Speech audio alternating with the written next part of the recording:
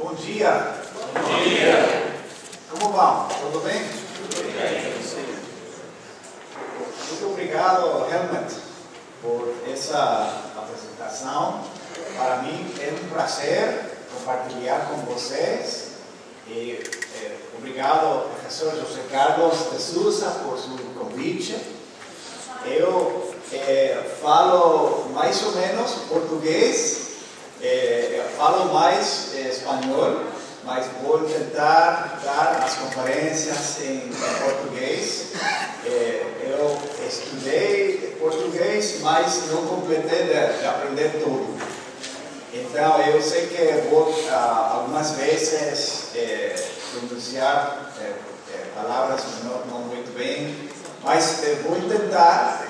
Como falou Helmut, minha esposa e eu trabalhamos como missionários em Nicarágua, em Cuba e em México, assim que amamos o povo latino-americano e é um prazer compartilhar com vocês.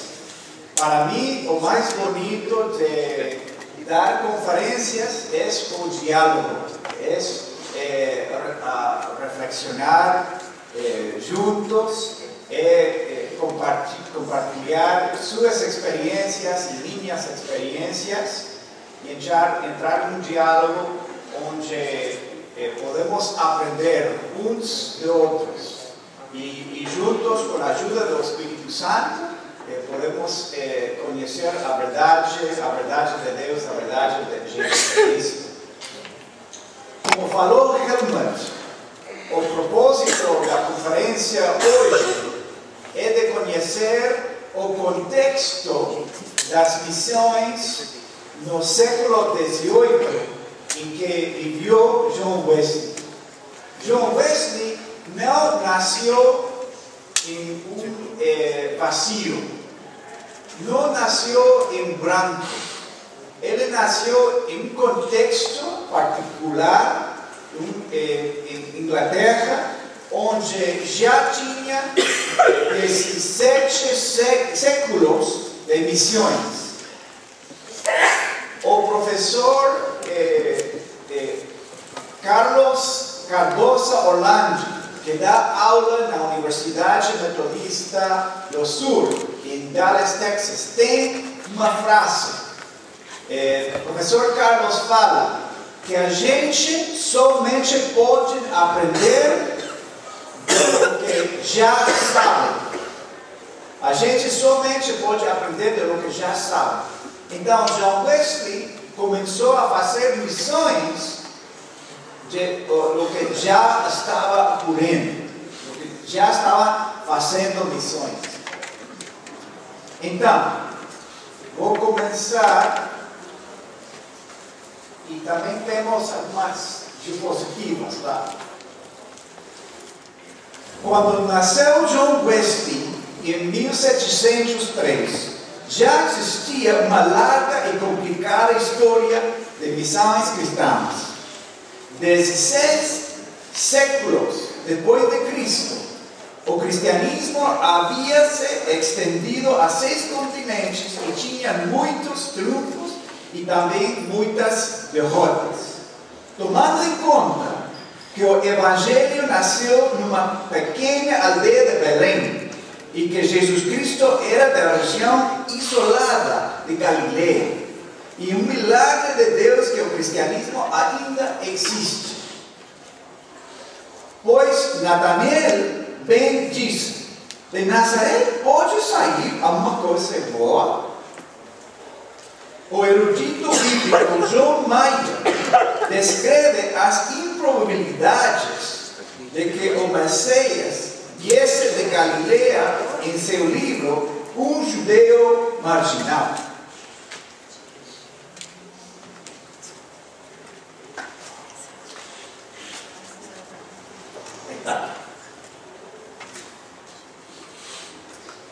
Mayer explica que no mundo romano a Palestina era um território conquistado fora do Império Romano. E mesmo para os judeus, a Galileia era uma região remota de Jerusalém. Desse modo, Jesus Cristo cresceu à margem da margem no mundo mediterrâneo. Isto torna ainda mais milagroso que estejamos aqui, 2000 anos depois, falando da missão cristã. Graças a Deus. Nesta conferência, vamos falar da história da situação missão cristã nos anos 1700. Este foi o mundo em que John Wesley foi introduzido e viveu durante toda a extensão do século XVIII. Vamos considerar o estado da missão no mundo no século em que Wesley cresceu e viveu. Para os propósitos de hoje, vamos dividir a missão em 5 partes: a era de exploração, os modelos da Igreja Católica Romana, os modelos calvinistas, os modelos luteranos e os modelos que eram mais conhecidos de Wesley, da Igreja de Inglaterra. Vamos começar com a era de exploração. Mas para vocês, isto vai sonar muito conhecido. Em 1999, a ilha de Macau voltou a ser um território chinês, depois de ser parte do Império Português por quase 500 anos. Macau foi conquistado pelos portugueses em 1557 e foi o último traço do Império Português que chegou a ser apogeu no século XVI. Para compreender o contexto da missão para Wesley no século XVIII, devemos entender o papel dos portugueses na era de exploração que projetou o imperialismo e o colonialismo europeus. A Idade Média, ou a época medieval, ficou conhecida por alguns historiadores como a Era das Trevas. Foi a época depois que queda do Império Romano até o descobrimento das Américas por Cristóvão Colombo. Durante este intervalo, a civilização europeia estava em um período de declínio, com poucos avanços no conhecimento das ciências, matemática e cultura. A grande maioria da população europeia era analfabeta e havia muitas pestes e enfermidades que acabaram com uma grande porcentagem da população. Nesta peste negra, por exemplo, matou a metade da população europeia entre 1347 e 1353. Ironicamente, foram as cruzadas que puseram a civilização europeia em contato com o mundo oriental. Apesar disso, historicamente, as cruzadas são consideradas como um desastre. Um desastre, ou seja, os europeus foram capazes de conquistar a Terra Santa dos muçulmanos na primeira cruzada de 1099. Porém, sua conquista durou menos de um século e, apesar de várias viagens e tentativas, a maioria fracassou e resultou em muitas derrotas militares e manchou a imagem do cristianismo como uma religião violenta. Não obstante, as cruzadas também introduziram a Europa nos avanços culturais e científicos do mundo oriental. E assim, podemos falar da medicina e também da literatura. O único espaço na Europa em que mantiveram a leitura e a ciência foram os monastérios, onde frades copiavam à mão a Bíblia e os manuscritos clássicos. Portanto, as cruzadas puseram em contato os europeus com os progressos culturais e científicos del mundo oriental y les abrió apetito por maíz. Y así comenzó a comercio entre Occidente y Oriente. Mas a rota de especies, como llamaban, era muy lento y peligroso para transportar mercadorias. De este modo, surgió la idea de buscar un camino más rápido y más seguro por mar. La propia ciencia, matemática y astronomía que posibilitaron navegar por los mares también venían del Oriente. El filósofo Aristóteles había contemplado que el mundo era redondo por la sombra proyectada por la Tierra en la luna durante los eclipses.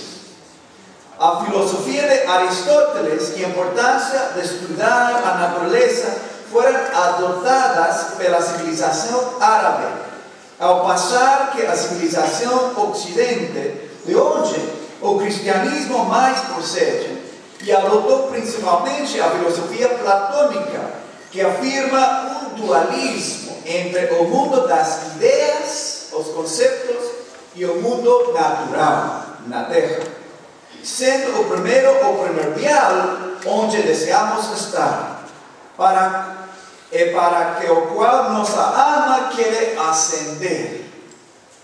Por ejemplo, el califa Al-Ma'mun, que gobernó Bagdad entre 813 y 833, importó los avances de la matemática de Pitágoras y mandó dos equipos agrimensores para medir una línea del norte al sur y así calcular una estimada del rayo del mundo. Fue la civilización árabe que dedució que se puede reducir una ecuación que sea a álgebra. ¿Quién gosta de álgebra aquí? No, aquí están todos. Y en árabe es al-jabr. Al-jabr, la palabra álgebra viene de árabe, al-jabr, que quiere decir restauración y recompensación. También la palabra algoritmo viene del nombre matemático musulmano del século IX, al-Khwarizmi. Al-Khwarizmi. Aquí tengo la imagen de él. Estos progresos científicos y matemáticos fueron necesarios para navegar pelo mar y entrar en España y Portugal durante los casi 8 séculos de ocupación musulmana de la península ibérica entre 711 y 1492. ¿Qué más pasó en 1492? ¿Qué más pasó?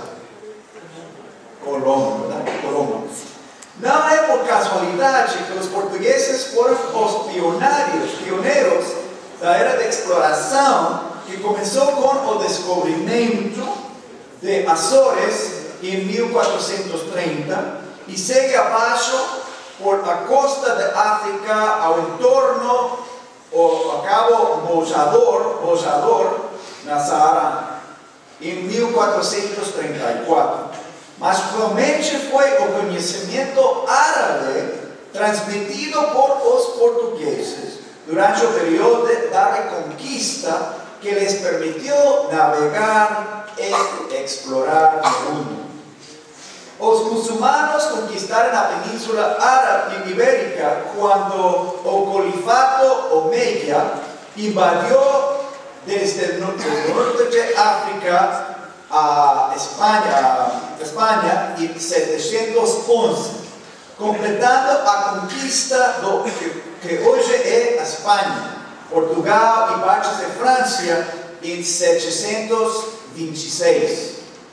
Luego los califados dominaron la península hasta la Reconquista, que comenzó a pujar el territorio musulmano para el sur con la victoria de Rodrigo Díaz de Vivar, conocido por el Cid.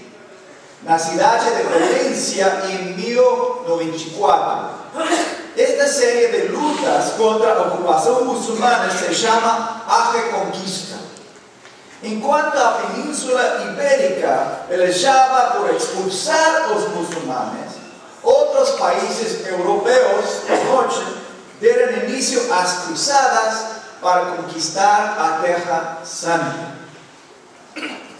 Não foi senão quando Isabela da Castela e Fernando de Aragão se casaram em 1469 e lograram unificar suas províncias e exércitos do norte da Espanha, que os muçulmanes começaram a ser empurrados para o sul, até seu último lugar de ocupação em Granada,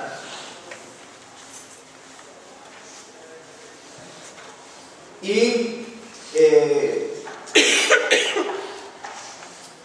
1492. Su último sultán, Mohamed VII, se rendeu e abandonou o castelo Alhambra, dirigindo-se para Marrocos. Ao mesmo tempo, as condições políticas e religiosas na Península Ibérica também exigiam que os judeus saíssem ou convertessem ao cristianismo, que resultou nos judeus safarditas. Quando Cristóvão Colombo... Esses judeus não são pessoas boas. Quando Cristóvão Colombo empreende a sua viagem buscando uma passagem mais curta e segura para a Índia, em direção ao Oriente, a Espanha mal havia conseguido se livrar da ocupação muçulmana, depois de quase 8 séculos. Quando Cristóvão Colombo lançou sua expedição em agosto de 1492, ele levava consigo esta história da Reconquista. Ou, como decimos hoje, tinha bagagem cultural. A rainha Isabel aceita a propósito de Colombo para explorar o caminho mais breve e rápido para a Índia. Esta expedição contava com a cobertura da Igreja Católica Romana para cristianizar os povos não cristãos. Este mandato é conhecido como a doutrina de descobrimento e teve início quando o Papa Nicolau V publicou sua bula papal Romanus Pontifex, dirigida ao rei português Dom Duarte, em 1455, para conquistar as Ilhas Canárias. E fala assim: o Romano Pontífice, sucessor de quem tem as chaves do reino celestial, vicária de Jesus-Cristo, discorrendo com cuidado paternal sobre todas as regiões do mundo e as qualidades dos povos que neles vivem, e procurando e desejando alcançar a salvação de cada um destes, ordena e dispõe saudavelmente com a deliberação propícia o que estima há de ser agradável à divina majestade, para que as ovelhas que de cima lhe foram confiadas se sometam ao único redil do Senhor e obtenham para si o prêmio da felicidade eterna e alcancem o perdão das almas.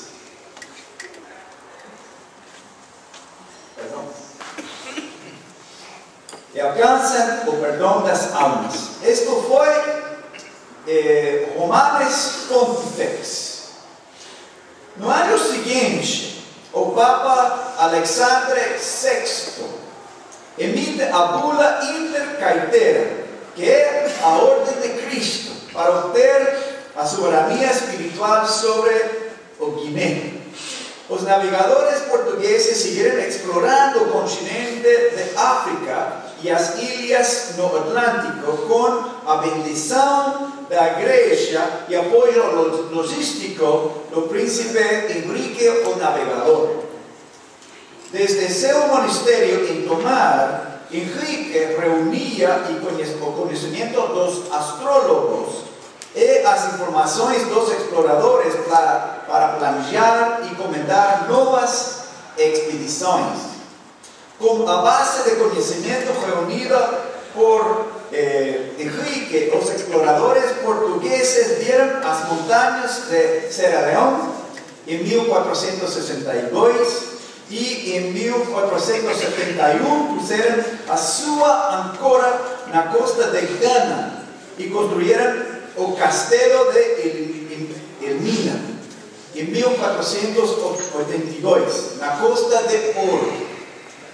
Tive oportunidad de visitar a Tanger, en Marrocos, onde también llegaron los exploradores portugueses. Primero llegaron al norte de África en 1437 y por fin tomaron la ciudad de Marrocos en 1471.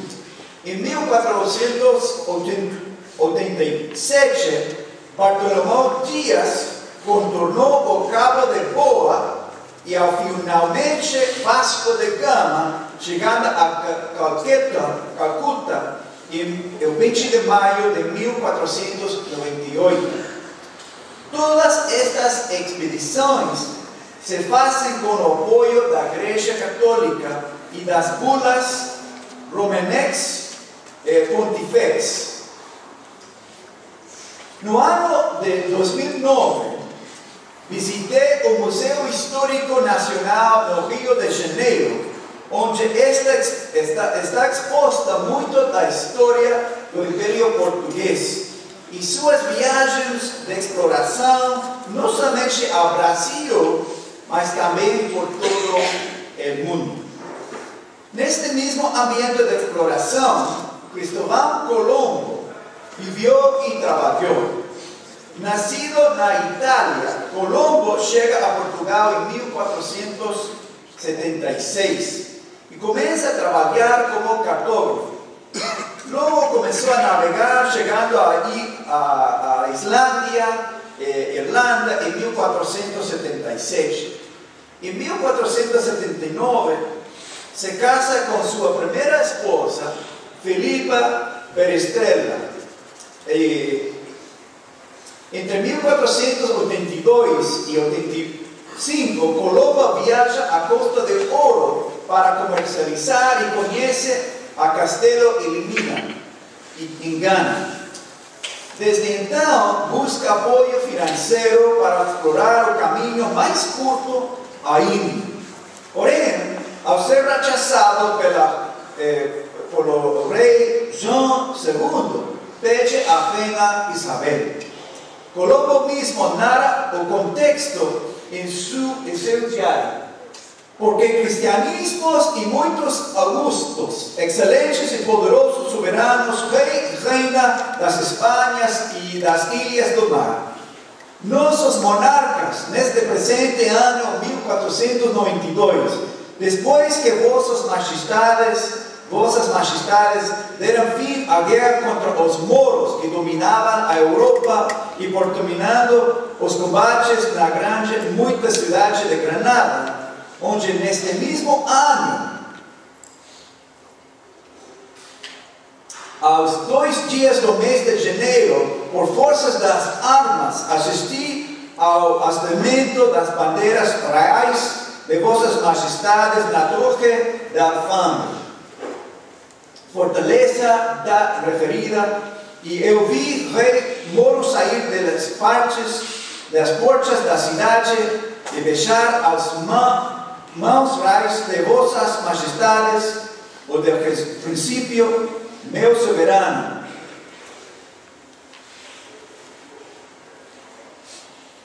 E logo naquele mês indicado pela informação que eu tinha dado a vossas majestades sobre as terras da Índia, e o principado chamado Grande Khan, que em nosso idioma significa Rei dos Reis, como muitas vezes ele e seus antecessores mandaram pedir que Roma lhes enviasse doutores versados em nossa santa fé para ministrar-lhes, e que os ensinamentos e que nunca o Santo Padre os quis atender e que os perdiam tantos povos em crenças idólatras e acolhendo seitas de perdição.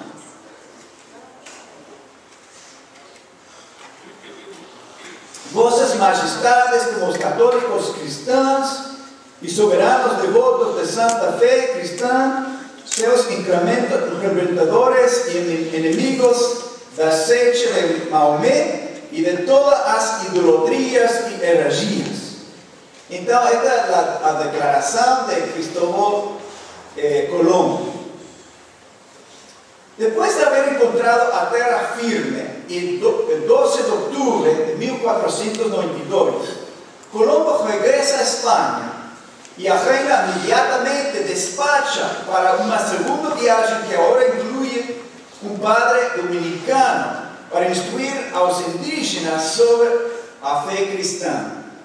Mesmo que os portugueses fossem mais comerciantes e estas expedições foram muito caras, eles também levaram a sério a sua responsabilidade a transmitir a santa fé. As terras do Novo Mundo apresentaram novas oportunidades para explorações portuguesas e espanholas e provou uma nova bula papal do Alexandre VI para dividir os territórios uma linha entre o Polo Norte e o Polo Sul, entre as Ilhas Verdes e os Açores. Esta bula foi revisada no ano seguinte no Tratado de Tordesilhas, com uma nova linha mais ao ocidente, que traspassou a América do Sul e possibilita que os portugueses a possam de Brasil. A terceira bula papal, Eximai Diógenes, foi emitida o 4 de maio de 1493 e deu ao rei de Espanha o mesmo direito que já possuiu o reino português, a saber, o de fundar dióceses e nomear e designar bispos, criar monastérios e nomear e desenhar missionários.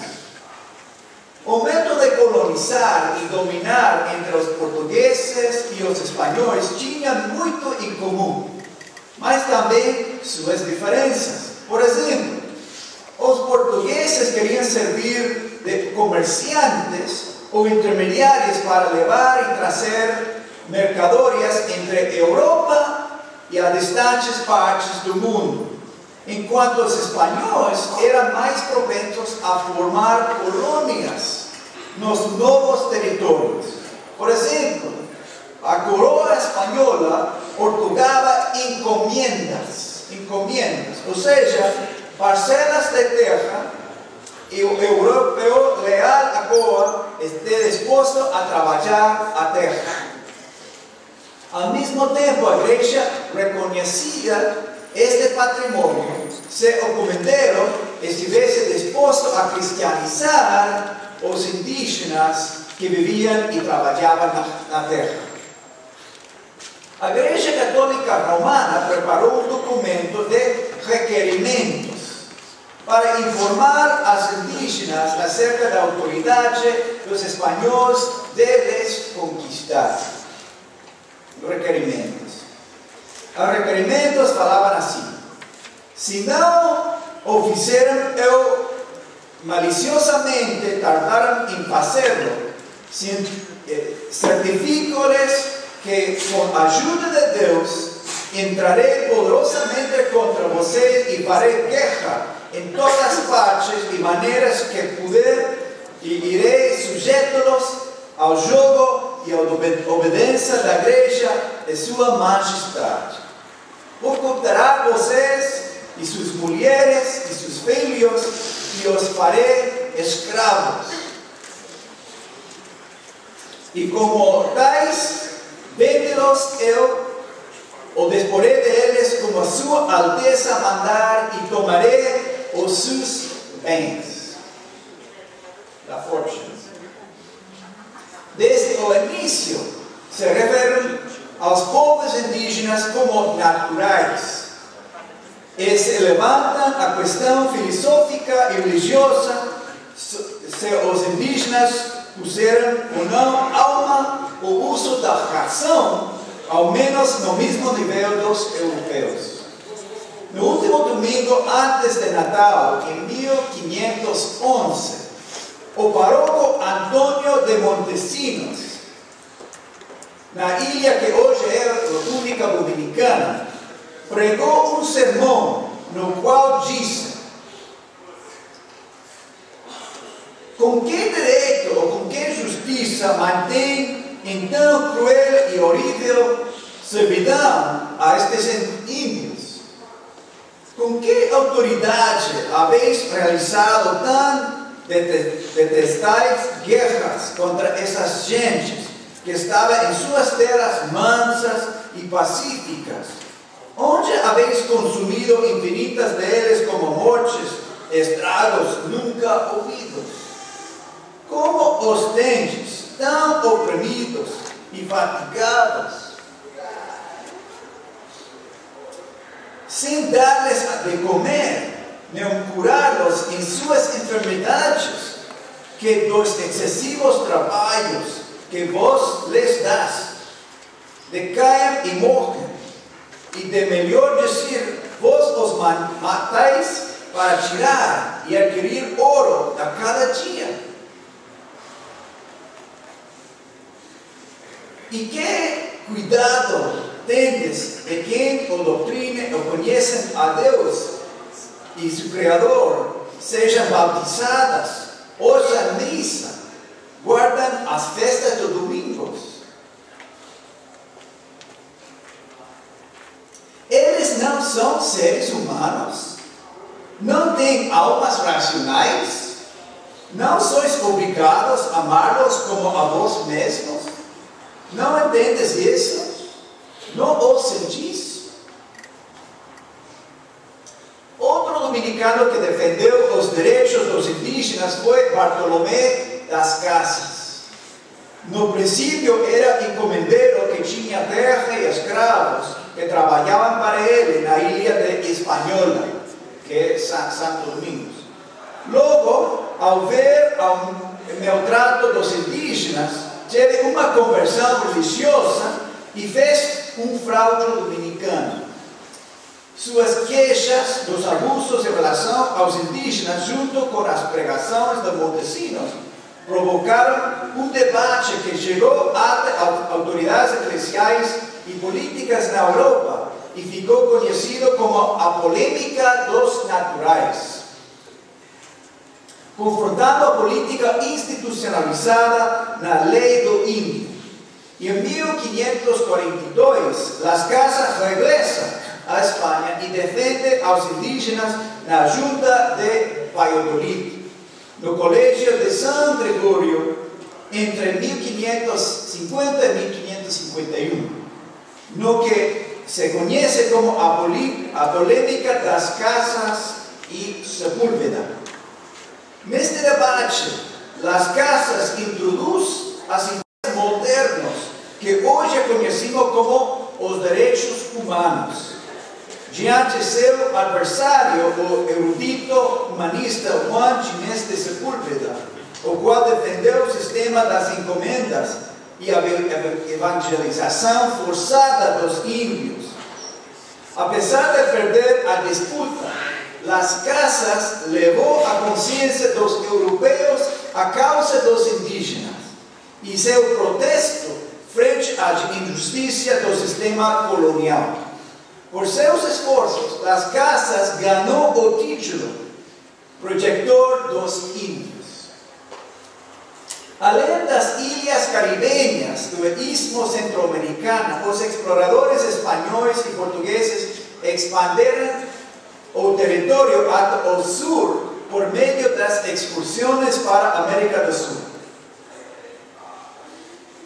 Ainda as conquistas das grandes civilizações aztecas no México e dos incas em Peru fossem mais notáveis. A chegada dos espanhóis à América do Norte exerceu maior influência sobre a opinião de John Wesley a respeito da missão católica, quando ele chegou posteriormente a Geórgia. Na América do Norte, João de Grijalva explorou a costa do Golfo de México em 1518.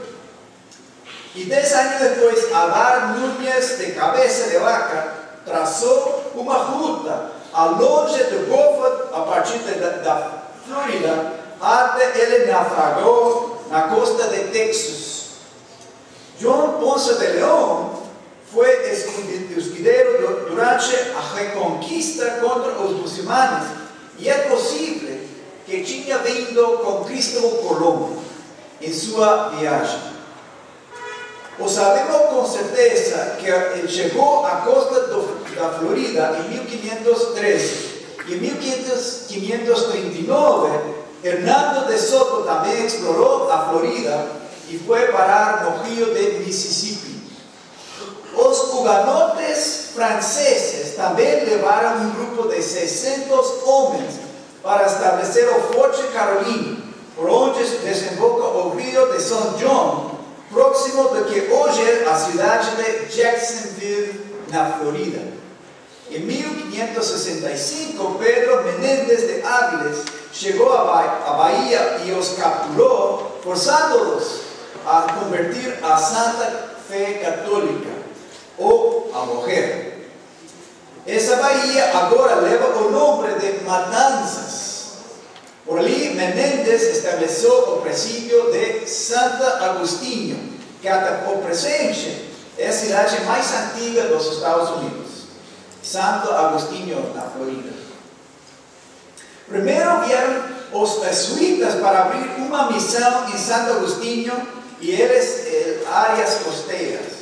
Em 1573 chegaram os franciscanos para abrir mais missões entre os tribos na Flórida. Antes de partir para a Geórgia como missionário, John Wesley já sabia algo sobre os conflitos e as guerras entre os ingleses e os espanhóis, entre os protestantes e entre os católicos. Por exemplo, ele escreveu a sua mãe, Susana, que os espanhóis diariamente saqueiam nossas mercadorias tão rapidamente quanto podem capturá-los nas Índias Ocidentais. Os espanhóis eram grandes rivais dos ingleses. Também havia muitos piratas ingleses que interceptavam o ouro proveniente de México ou da América do Sul e tornavam a vida impossível para os marinheiros espanhóis e portugueses.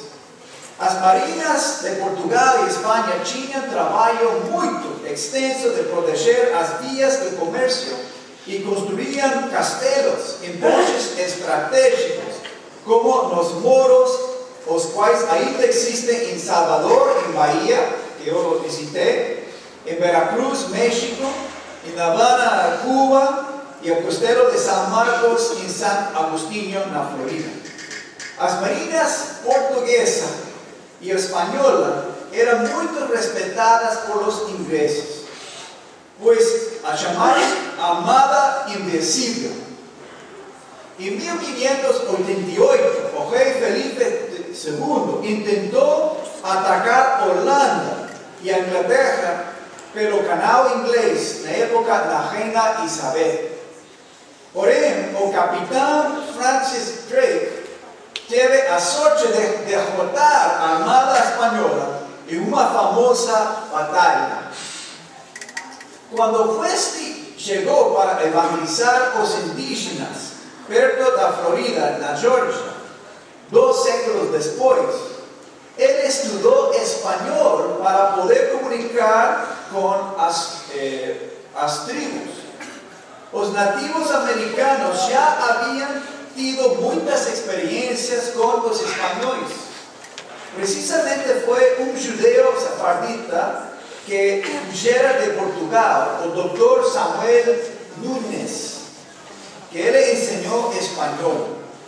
Mas adiante vamos a examinar, acho que quarta-feira, vamos a examinar a experiência de Wesley com os nativos americanos e seus motivos para evangelizar, mas aqui podemos afirmar que ele tinha uma atitude anti-espanhola e estava em desacordo com sua forma de evangelizar aos indígenas.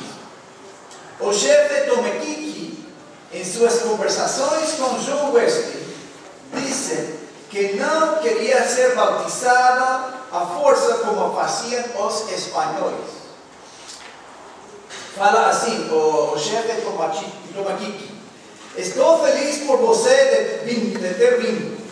Quando eu estava na Inglaterra, desejei que alguns me falassem da palavra grande. Pois então, minha nação desejou ouvi-lo também. Mas agora estamos todos confusos. No quanto estou feliz por você ter vindo. Subirei e falarei com os homens sábios de nossa nação. Eu espero que eles me ouçam. Mas nós não tomaremos cristãos como os espanhóis fazem cristãos. Nós seremos ensinados antes de ser batizados. Falou o chefe Tomequique. A propósito, o pai de Tomequique foi assassinado pelos espanhóis por não ser convertido à força. Agora, vamos falar de 5 métodos de fazer missões no século XVIII. O primeiro método é da Igreja Católica. Em seu relacionamento com os nativos americanos, Wesley aprendeu com a experiência contada dos espanhóis. Pois, por essa data, em 1535, os frades católicos tinham mais de 200 anos evangelizando sob a doutrina do descobrimento. Desde as primeiras viagens dos portugueses à África, lhes haviam reivindicado a terra e o direito a convertir os habitantes à santa fé católica. Ao ler o requerimento, os que não se sometem ao domínio da igreja ficaram sujeitos a uma guerra religiosa. Muitos dos primeiros expedicionários vinham diretamente a experiências com as guerras da Reconquista e a expulsão dos muçulmanes e judeus da Península Ibérica. Não obstante, nem todos os católicos eram violentos e muitos frades queriam comunicar o catolicismo de uma forma civilizada. Um dos missionários que introduziu a indignação do Evangelho foi o jesuíta italiano Matteo Ricci, que foi evangelizar a China em 1582. Nasceu em 52, mas foi em 82.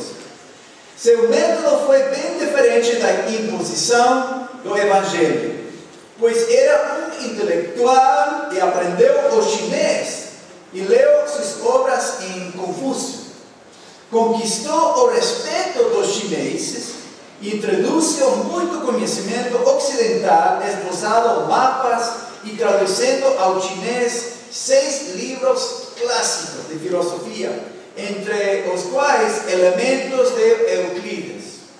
Assimilou muitos costumes chineses, como a forma de se vestir e de actuar, ficando conhecido pelo nome Li Madeu. de Madeu, foi seu nome em chinês. Casualmente, eu nasci em Singapura e eu fui batizado em China. E meu nome chino é Feli. Então, o nome de Mateo Ike Li Mado. Respeitando a sua cultura, foi o primeiro europeu a entrar em contato com o círculo dos mandarins, o círculo privado do Império Chinês, e adentrar na cidade proibida. Em 1582, foi o primeiro estrangeiro a publicar um livro na China, nada menos do que catequese católica, com a base de seu método de indigenizar o Evangelho. Agora, vamos a passar ao segundo método, que é o método dos luteranos. O método de missão para os luteranos não era muito mais aberto às missões internacionais por várias razões. Em primeiro lugar, a reforma protestante começou na Alemanha, que está rodeada da terra, e não possuía a visão global que os portugueses. Por outro lado, sua visão era mais interna, de reformar a Igreja Católica e não de fundar novas igrejas. Portanto, a eclesiologia luterana não era tão diferente da católica, no sentido de que a Igreja ou o Estado deveriam colaborar com o outro bem do perto de respeitar a ideia do reino cristão, pois o povo teria que seguir no que o rei acreditasse. A primeira geração de reformadores passou tanto tempo em conflitos com a Igreja Católica e tentando aclarar seus pensamentos internos que realmente não teve a visão de fazer missões internacionais. Foi só depois que da paz de Westfália, em 1648, que quando as guerras religiosas cessaram um pouco, que as fronteiras entre países católicos e protestantes tornaram-se claras, que se podia pensar em algo mais além de mera sobrevivência. Não obstante, as mudanças culturais que Lutero apresentou e no movimento humanista, ou seja, o retorno às fontes originais, o dessurgimento da empresa e o desvio da autoridade, a expressão individual e salvação personal ou de decisão personal contribuem para o estilo luterano de missão. Por exemplo, os luteranos fizeram uso da Bíblia e que traduziram a distribuição o mais ampla possível. O princípio da sola escritura, pois mais ênfase na capacidade de Deus por meio da sua palavra para converter pessoas. O ser humano não tinha que fazer tanto esforço para evangelizar, porque apenas a Bíblia é suficiente. Falavam os luteranos. Por exemplo, Lutero usava a metáfora para a missão e evangelização da palavra de Deus como uma pedra. Quando alguém lança uma pedra a um lado, cria-se uma série de ondas que ampliam cada vez mais até chegar ao margem. Lutero foi ao mesmo tempo um representante do movimento humanista e também um promotor do mesmo. Uma parte importante desta corrente era regressar às fontes originais. Para os cristãos, obviamente, a Bíblia era a fonte original. Deste modo, Lutero enquadrinhou as Escrituras em seus idiomas originais, hebraico e grego, e buscou a verdade. Assim, Lutero via a palavra de Deus como suficiente para alcançar ao mundo.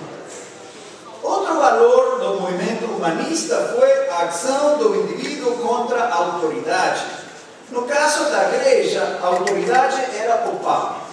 Lutero cria que se o Papa fosse o vigário de Cristo, ele pregaria aos turcos em vez de forçar os governos seculares a atacar-nos. Portanto, Lutero não concordava com o uso da violência para assegurar aos povos se convertessem. Os poderes seculares pudieran usarla para governar, mas a igreja não poderia empregá-la no reino espiritual. Agora vou passar ao modelo calvinista de missão. Outro modelo de missão no tempo de Wesley foi dos calvinistas, os puritanos, como eram chamados na Inglaterra. Os puritanos ingleses estavam mais propensos às questões missionárias do que os luteranos por duas razões. Em primeiro lugar, os ingleses em geral foram mais ativos nos esforços colonizadores e na expansão do Império Britânico do que eram os alemães. Em segundo lugar, os calvinistas enfrentaram mais a persecução religiosa que os impulsionou a buscar um lugar seguro entre as colônias por todo o mundo. Na Inglaterra, como em toda a Europa, os puritanos haviam sofrido muita persecução. Já vimos como os hugonotes saíram da França buscando refúgio no Brasil, na Florida e em outras partes do Novo Mundo. Estes são exemplos do estilo de missão calvinista, ou seja, não saíram da Europa para evangelizar os povos indígenas, e sim para refugiar da persecução religiosa em Europa. A corrente calvinista mais próxima de Wesley era dos puritanos, posto que seja inserida em sua própria história familiar, pois os avós de John Wesley, Dr. Samuel Annesley, do seu lado materno, e John Wesley, do seu lado paterno, foram pregadores puritanos que sofreram persecução religiosa. No exemplo dos hugonotes que deixaram França para estabelecer uma colônia na Baía de Guanabara, no que hoje é Rio de Janeiro, nós aprofundamos no estilo da missão calvinista.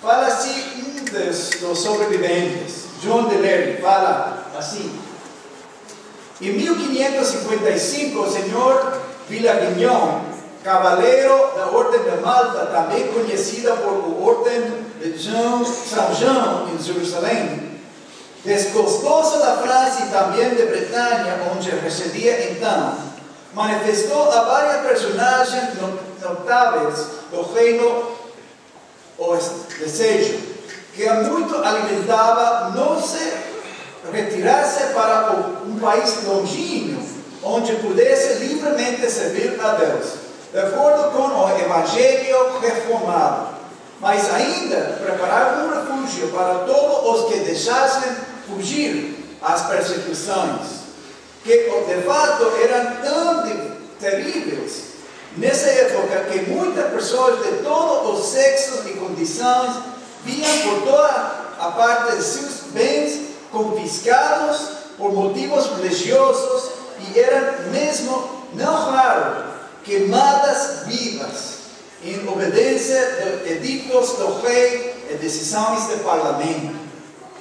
Situação terrível. Também os primeiros provadores de igrejas do país que hoje dominamos os Estados Unidos, da América do Norte, integravam um grupo de puritanos, vítimas de persecução religiosa. Um grupo de puritanos imigrou para o Novo Mundo, chegando a Plymouth Rock, Massachusetts, em 1620.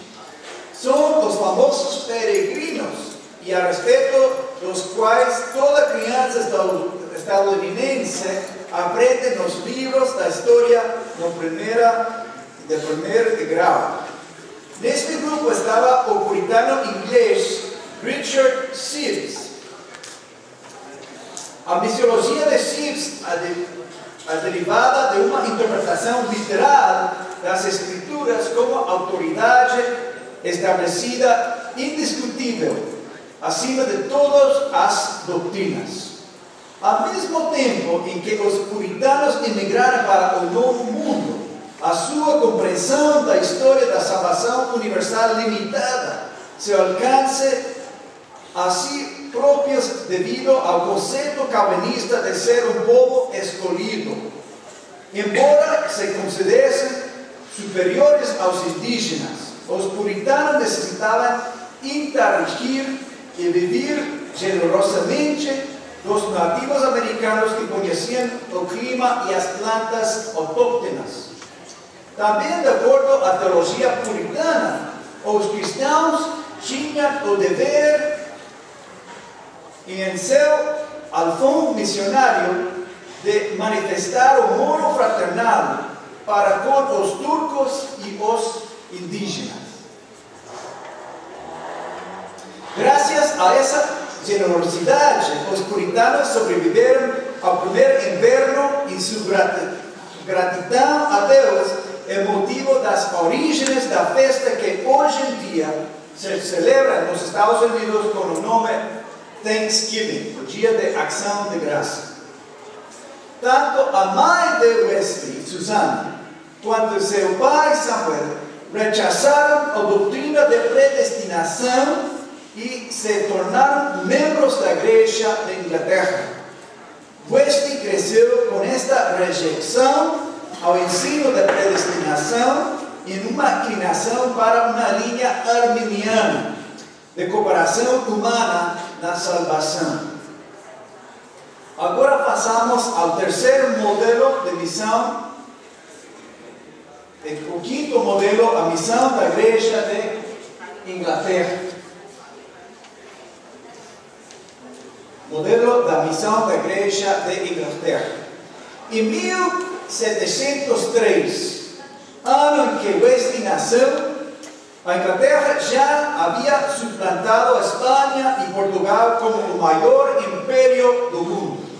Os ingleses foram relativamente tardios em entrar na era de exploração e colonização em relação aos portugueses, espanhóis, franceses e holandeses. O pirata Sir Francis Drake conquistou um barco cheio de ouro em 1573, próxima na costa de Panamá, e assim tiveram início as famosas lutas entre espanhóis e as piratas inglesas. Na derrota armada espanhola em 1588, e os ingleses se sentiam como mais força militar para competir a nível mundial. A primeira colônia inglesa na América do Norte começou em 1607 em Jamestown, Virgínia, na época de Wesley. E se estendeu até 13 colônias americanas. Wesley participou no experimento do governo James Oglethorpe de começar a última colônia de Georgia, empurrando as colônias espanholas mais hacia o sul, mais para o sul na Florida. No Caribe, os ingleses colonizaram muitas ilhas e lutaram contra espanhóis, franceses e holandeses para obter territórios. Os ingleses começaram sua primeira colônia caribenha em Bermuda no ano 1612 e pouco depois passaram a enviar a comercializar mercadorias entre as Américas e Inglaterra. No mesmo ano, fundaram a Companhia Comercial da Índia Oriental, facilitando o comércio entre a Europa e os povos asiáticos. Assim também começou a colonizar mais adentro do território da Índia, onde primeiramente estiveram os portugueses. Deste modo, o Império Britânico foi se extendendo até Singapura, onde eu nasci, Hong Kong, no Oriente, até a América, no Ocidente, ganhando o dito que o sol nunca se ponha sobre o Império Britânico. Vocês conhecem essa expressão?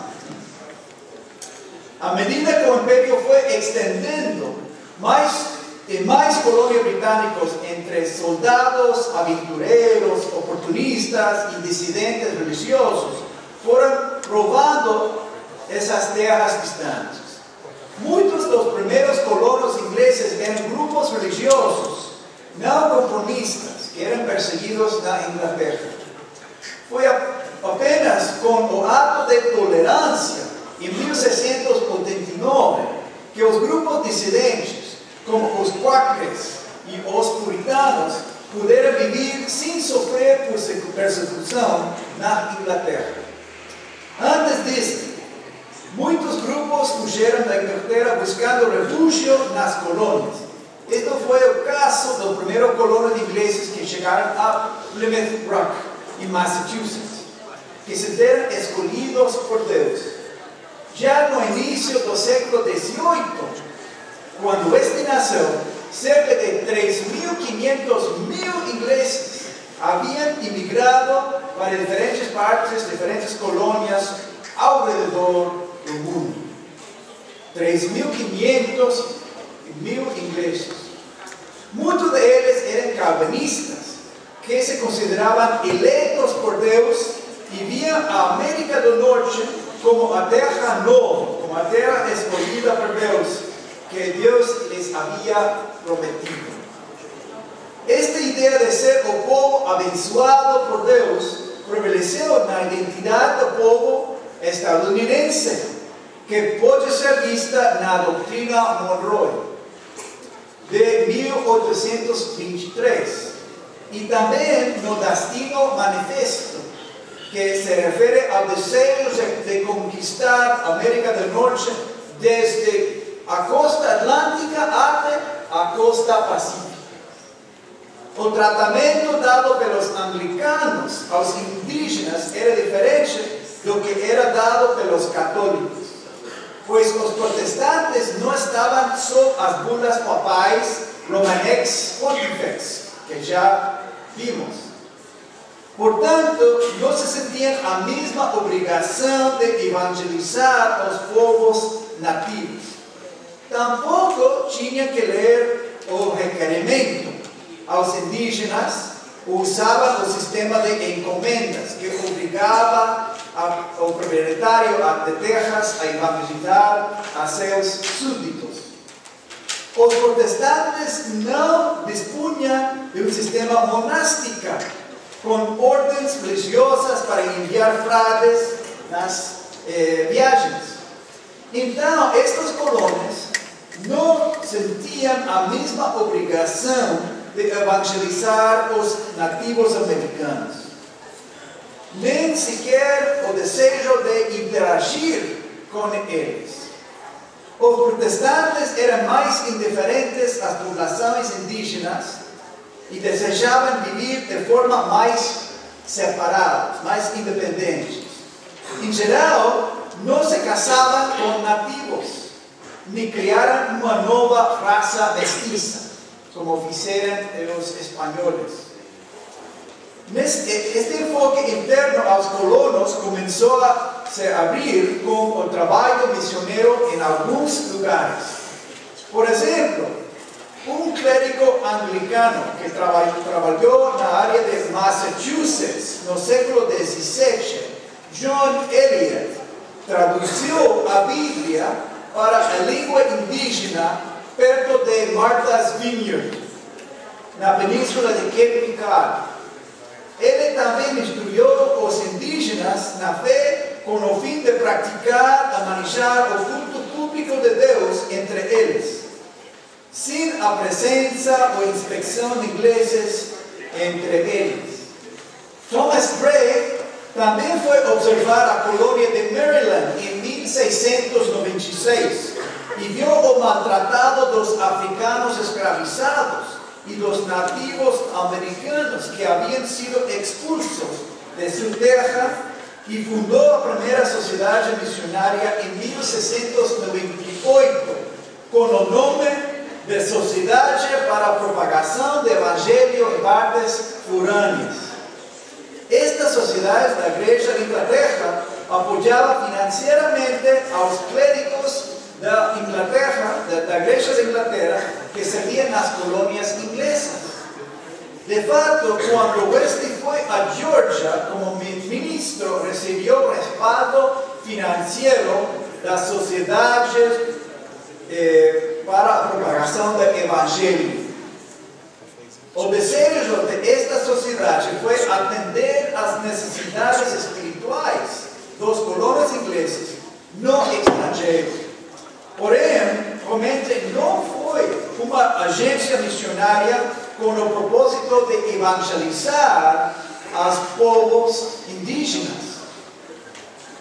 Ainda que Wesley se tenha tentado evangelizar os nativos americanos quando chegou a Geórgia, mas o governador Ogleton reprimiu esse desejo ao proibi-lo a sair de Savannah por muitos dias para não deixar a colônia destituída de um ministro.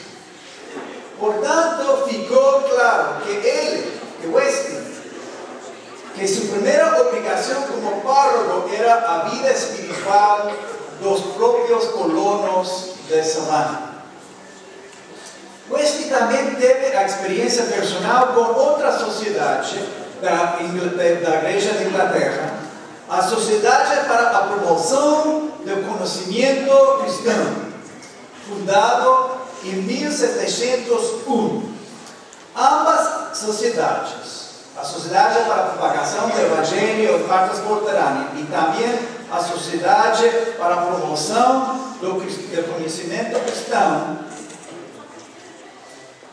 tinham sua origem em Inglaterra.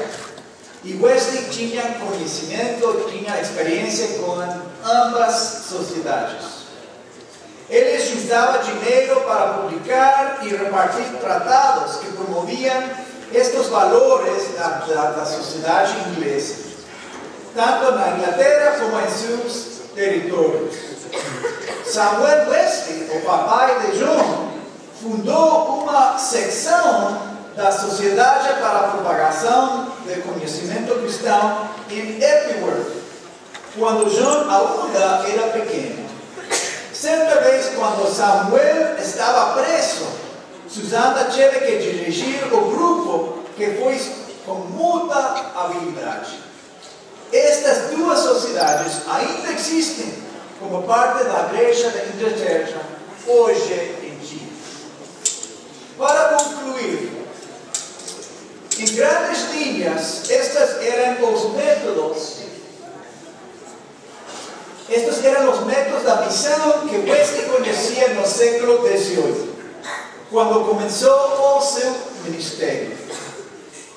Wesley não nasceu em um branco.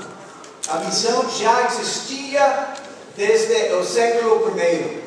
Mas toda essa história, toda essa experiência foi parte do contexto que Wesley recebeu quando ele começou seu ministério, seu trabalho missionário.